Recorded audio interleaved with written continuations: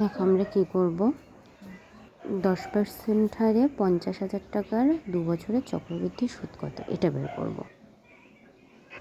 আমরা সবাই জানি কি 10% মানে 1/10। তাহলে আমরা এবার কী লিখব, 1/10 মানে কি 10-এর স্কোয়ার লিখব, যেহেতু 2 বছর বলেছে। 10-এর স্কোয়ার কত, 100।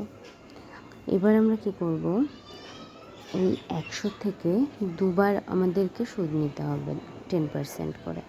100-র 10% কত, 10। একবার প্রথম বছর 10%, সেকেন্ড বছর কত, 10%। এটা কি বেরোলো, সরল সুদ।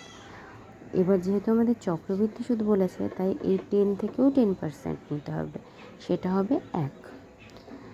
তাহলে আমার মোট সুদ কত বেরোলো, 21। এবার দেখো প্রশ্নে যেটা বলা আছে 50,000 টাকা, আর সেটা আমরা কত ধরেছি, 100 টাকা। তাহলে আমাদের 100 মানেই 50,000। তাহলে কত গুণ করে 100 থেকে 50,000-এ যেতে হয়, 500 গুণ করে। তাহলে এবার যেটা চাইবে তার সঙ্গে 500 গুণ করে দিলেই অ্যান্সার পেয়ে যাবে।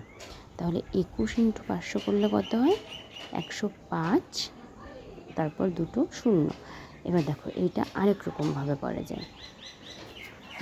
1/10 মানে কি 10 থেকে হয়ে গেছে 11, তার মানে 10-এর স্কোয়ার থেকে হয়ে গেছে 11-র স্কোয়ার।